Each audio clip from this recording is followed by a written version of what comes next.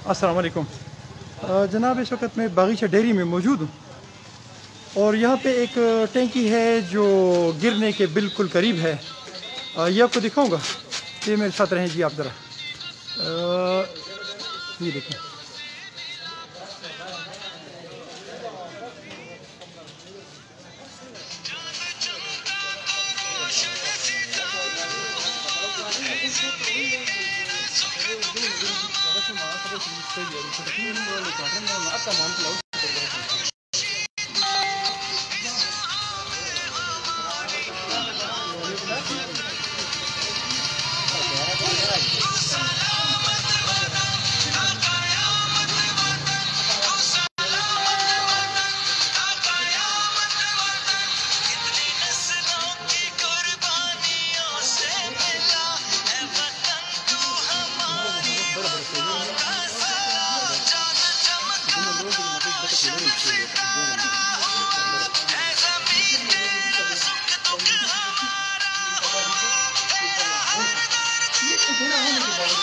आप देख सकते हैं कि इसका बुनियादी है वो तबाह हो जाता है।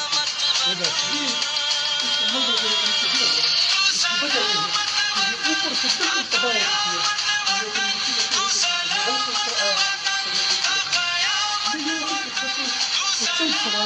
मुख्तसर हमारे सामने जो है बात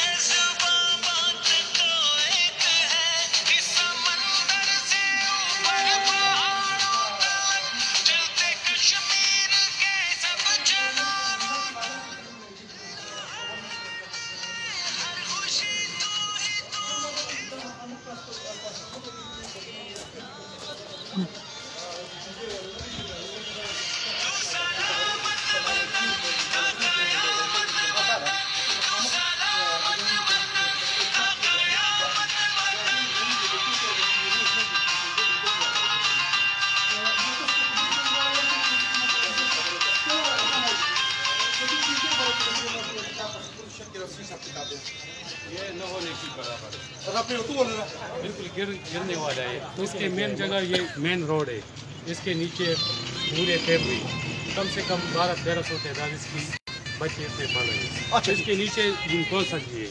अच्छा, अब मुझे ये बताएं, अब इस बारे में मुझे बताएं, ये जो हमारा ट्रांसफार्मर है जो कि आपके बिल्कुल बैक साइड पे है, इसके बारे में मुझे बताएं कि इसके लिंक जो है वो कितना अरसा हुआ ले गया और आपको जो है पीने का पानी जो है मुहैया नहीं होता है? मुहैया नहीं है, तकरीबन 3 महीना इसके होगी। इसके लिए आपने कोई तगदो की या नहीं की?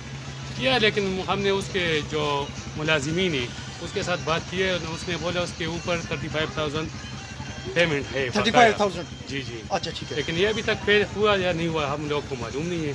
3 महीने से पानी है जी। और कोई साहब बात करेंगे मुख्तसर 2 पॉइंट? अस्सलाम वालेकुम जी, पहले मुझे इसके बारे में बताएं, ये ट्रांसफार्मर जो आपका बंद है और पानी जो आपको नहीं मिल रहा है, इसके बारे में बात करें।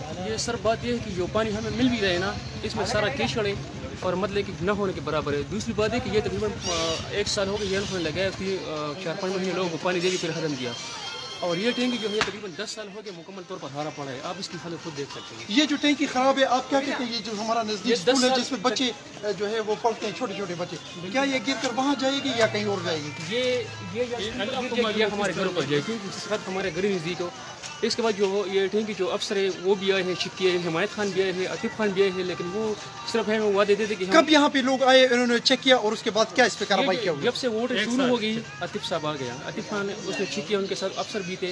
इसके बाद जब पास हो गया फिर दोबारा गया, उन्होंने बताया कि भाई हम इस पर काम शुरू करें, लेकिन है ठीक है। सुकबल सु खबर कॉल वाले सर सु खबर कॉल वाले जी पुख्तू क्योंकि दारा तो इधर बेर तय ट्रांसफार्मर वाई के दिन ज़्यादा गलत चीज़ लिंकुन लिखी बेड़ों पे पति अक्सर ख्यालात इज़हार के असल खबरदार जी के लगा दिला ले 11,000 लेन दिखाना और नदी कम से कम 2 कालियों की दी कनेक्शन मुकम्मल करके दी के लिए तो बने ट्रांसफर की सही में खबरदार कि मुसमरा पाठे रगड़ी दरो वादी के लिए किस्म वादी रा सरो के गियर मुंता से चिकन वो ट्रैक के दाव वादी सरदार लरी بل چې زلزلې راشي زموږ د کورونو زنانې یو خوا بل خوا منډې وهي ماشومان یو خوا بل خوا منډې وهي اوبه چې راشي دا حالات تاسو وینئ روزانه ته مالګې راغورځېږي که نه صحیح شو دغه تر شي ټینکې ته وسه شي ټینکې کې چې را پیوتن کوم خبري سو پوزیشن به وسه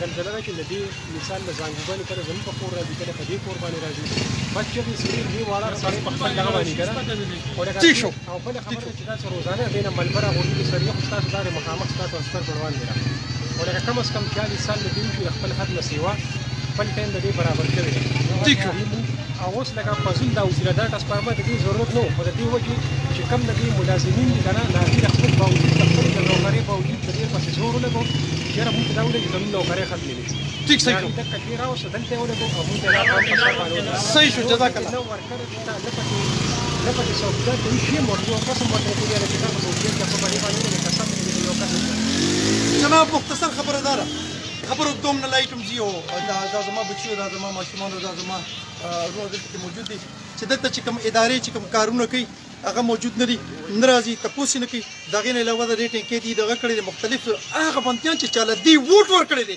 نه دې کوڅې ته نه راځي او زما د دې بچو تپوس کوي بیا به ووټ ته راځي هغه ټایم به در سره خبرې کېږي او دا دویم چې کوم دی نو دویم که ووټ ته رانه لې مثال خبر د الله دربار چې تللی انشاءالله تپوس به کېږي جزاک الله خیر خپل ډېر خیال ساتئ او ما په دعاګانو کې ساتئ السلام علیکم Well done, great, زبردست. خوشحاله اوسئ زما بچي دعاګانو کې یې ساتئ